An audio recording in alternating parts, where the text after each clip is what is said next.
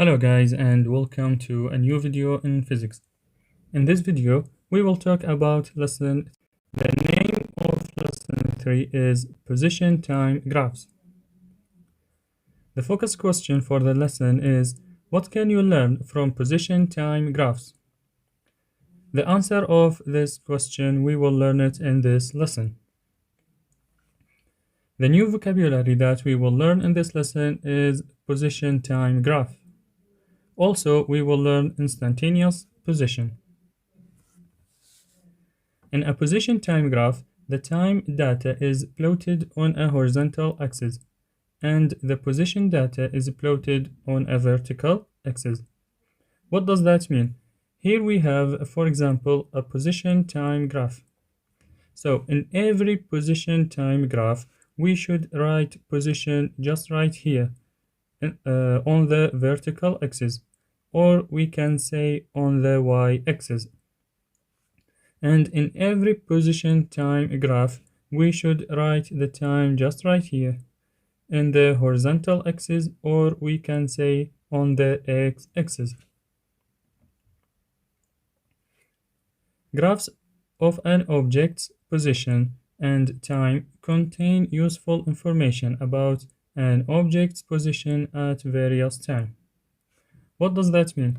That means, for example, in this position time graph, we can know the starting of the movement, we can know the end of the movement, or in what direction is the movement. So because of this graph, we can know the object's position and time information. The simple x represents the instantaneous position of the object, which is the object's position at a particular instant. And this is the definition of the instantaneous position. The definition of the instantaneous position is the object's position at a particular instant. This is the definition. But what does that mean? That means in an instantaneous position for the object, that means, for example, in the first second, where was the object? So the position of the object in the first second was in 5 meters. For example, if I want to know where is the position at the 4th second, so in the 4th second, the position of the object was in 20 meters. That's what we called it instantaneous position. We have 4 ways to represent motion.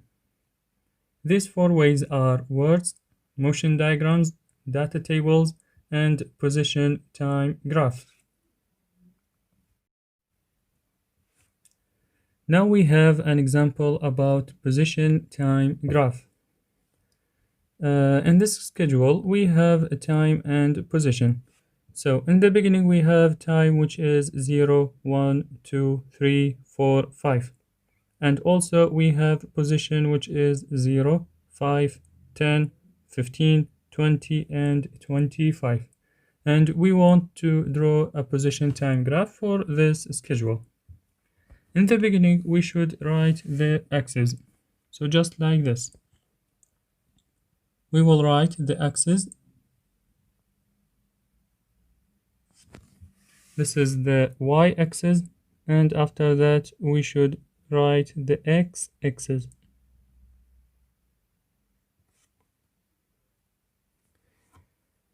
As we know that the vertical one, or the y-axis, that represents position.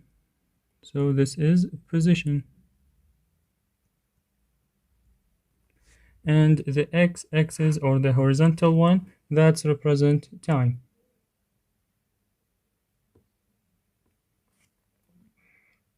After that, we should write the numbers. In the beginning, I will write the numbers of the time. So here we have, in the origin, we have 0, and after that, for example, here we have 1, and we have here 2, and this is 3, 4, and 5. In the x-axis or in the in the y-axis or in the position axis, we should write the number of the position, which is here we have 0, and after that we have 5.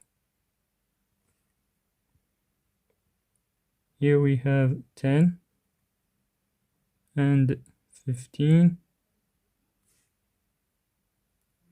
20, and the last one, which is 25. After that, we should write the position for the time position graph. In the beginning, we have the point 0, 0. The point 0, 0, which is just like here. It's the origin. And after that, we have position 5 and time 1. This is the position 5 and time 1. So it's just like it should be here.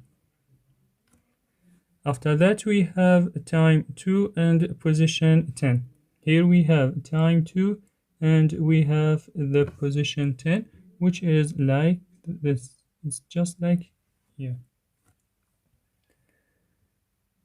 The third point that we have is 3 time and 15 from position. This is time 3, and we have the position which is 15. Sorry. The fourth number that we have, the fourth numbers that we have, it's 4 and 20. Here we have 4 and we have 20. It's just like this. And the last one we have, it's 5 in time and 25 in position. So it's just here. Now this is the points from the schedule. When we finished from this, after that we should draw an arrow from the first point to the last one, which is like this. So the movement is like this. Until here, we reached to the end of our video or our lesson. See you in another one, inshallah.